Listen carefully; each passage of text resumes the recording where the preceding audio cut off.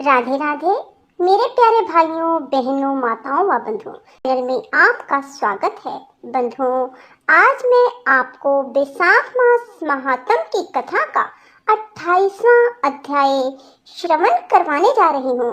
बंधुओं, 28वें अध्याय में मैं आपको ये बताऊंगी कि जो बैसाख मास में 3 तिथियां शेष रह गई हैं, उन 3 तिथियों में ऐसा क्या दान पुण्य करें कि आपके सभी पापों का नाश हो जाए और आपके पुण्य में वृद्धि हो। बंधुओं, आपको मुक्ति की प्राप्ति हो और आपके जीवन पूरा सुखमय हो जाए। बंधुओं, मैं भगवान से यही प्रार्थना करती हूँ कि आप सबके जीवन में बैसाख मास महात्म की कथा सुनने मात्र से खुशियां ही खुशियां आए, आपकी हर मनोकामना शीघ्र पूरी हो। बंधुओं, यदि आपने बैसाख मास में स्नान नहीं किया तो अंतिम इन 3 तिथियों में भी यदि आप स्नान कर लेते हैं और यदि 3 नहीं तो 2 तिथियों में, अगर 2 नहीं तो आखिरी तिथि पूर्णिमा को ही बैसाख मास स्नान प्रातःकाल सूर्योदय से पहले उठकर कर लेते हैं तो आपको पूरे बैसाख मास में स्नान के बराबर ही पुण्य की प्राप्ति होगी। बंधुओं, यदि आपने हमारे YouTube अब तक सब्सक्राइब नहीं किया तो जरूर करें और बेल आइकन दबाना ना भूलें ताकि आपको हमारी आने वाली सभी वीडियोस की जानकारी सबसे पहले हो सके। बंधुओं, कथा को पूरी सुनने के बाद कमेंट बॉक्स में जय विष्णु भगवान, जय माँ लक्ष्मी अवश्य बोलें। कृष्णाय वासुदेवाय हरे परमात्मने प्रणत क्लेश नाशाय गोविंदाय नमो नमः। श्री कृष्ण गोविंद हरे मुरारी, हे नाथ नारायण वासुदेवा। श्री कृष्ण गोविंद हरे मुरारी, हे नाथ नारायण वासुदेवा। बंधुओं, अब आप सभी बोलिए श्री विष्णु भगवान की जय, लक्ष्मी माता की जय और प्रेम पूर्वक कथा को श्रवण कीजिए। श्रुतदेव जी कहते हैं, बैसाख के शुक्ल पक्ष में जो अंतिम 3 त्रयोदशी से लेकर पूर्णिमा तक की तिथियां हैं, वे बड़ी पवित्र और शुभ कारक हैं। उनका नाम पुष्करनी है। वे सब पापों का क्षय करने वाले हैं। जो संपूर्ण बैसाख मास में स्नान करने में असमर्थ हो, वह यदि इन तीनों तिथियों में भी स्नान करें तो बैसाख मास का पूरा फल पा लेते हैं। पूर्व काल में बैसाख मास की एकादशी तिथि को शुभ अमृत प्रकट हुआ। द्वादशी को भगवान विष्णु ने उसकी रक्षा की। त्रयोदशी को उन श्री हरि ने देवताओं को सुधा पान कराया। चतुर्दशी को देव विरोधी दैत्यों का संहार किया और पूर्णिमा के दिन समस्त देवताओं को उनका साम्राज्य प्राप्त हो गया।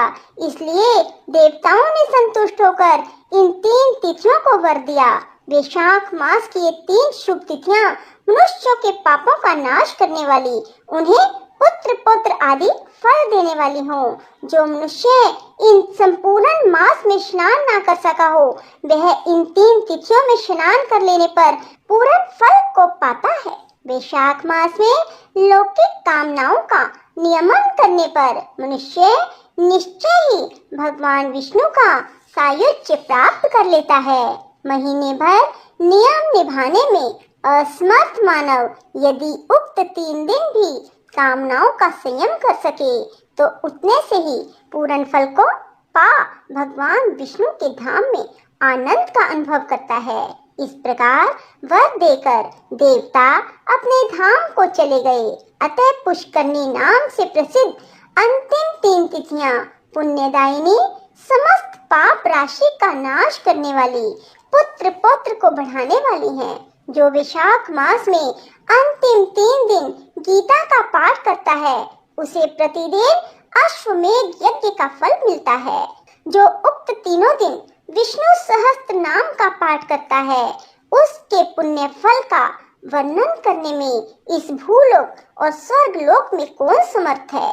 पूर्णिमा को सहस्त्र नामों के द्वारा भगवान मधुसूदन को दूध से नहलाकर मनुष्य पापहीन वैकुंठ धाम में जाता है। वैशाख मास में प्रतिदिन भागवत के आधे या चौथाई श्लोक का पाठ करने वाला मनुष्य ब्रह्म भाव को प्राप्त होता है। जो वैशाख के अंतिम 3 दिनों में भागवत शास्त्र का श्रवण करता है वह जल से कमल के पत्ते की भांति कभी पापों से लिप्त नहीं होता। उक्त तीनों दिनों के सेवन से कितने ही मनुष्यों ने देवत्व प्राप्त कर लिया, कितने ही सिद्ध हो गए, कितनों ने ब्रह्मत्व पा लिया।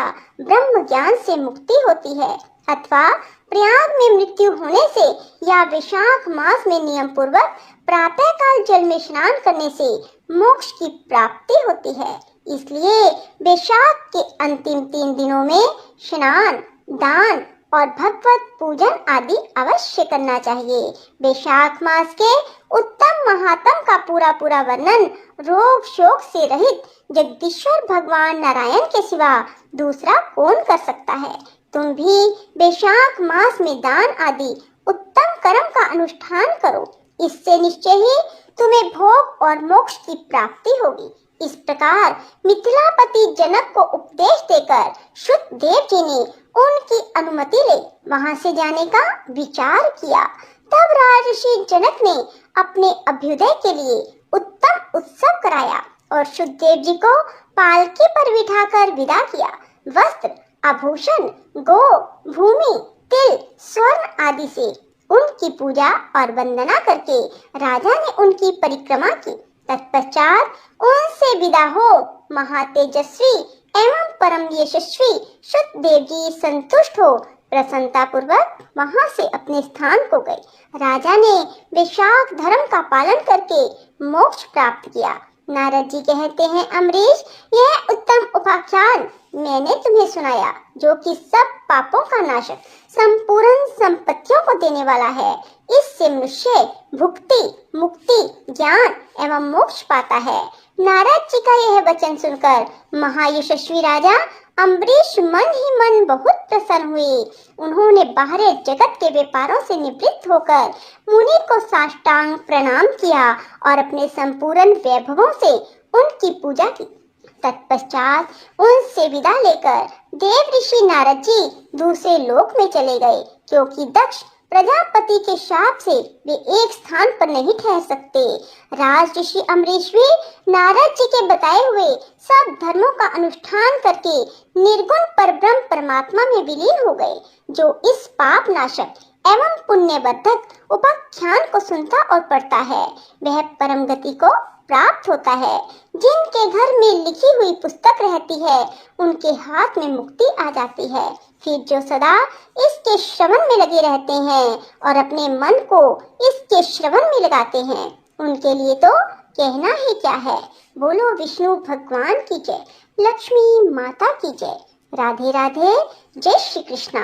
बंधुओं, यदि आपको हमारी ये कथा पसंद आए तो इसे लाइक जरूर करना और शेयर भी जरूर करना, ताकि आपके मित्र और रिश्तेदारों को भी इस कथा को सुनने से फायदा हो सके।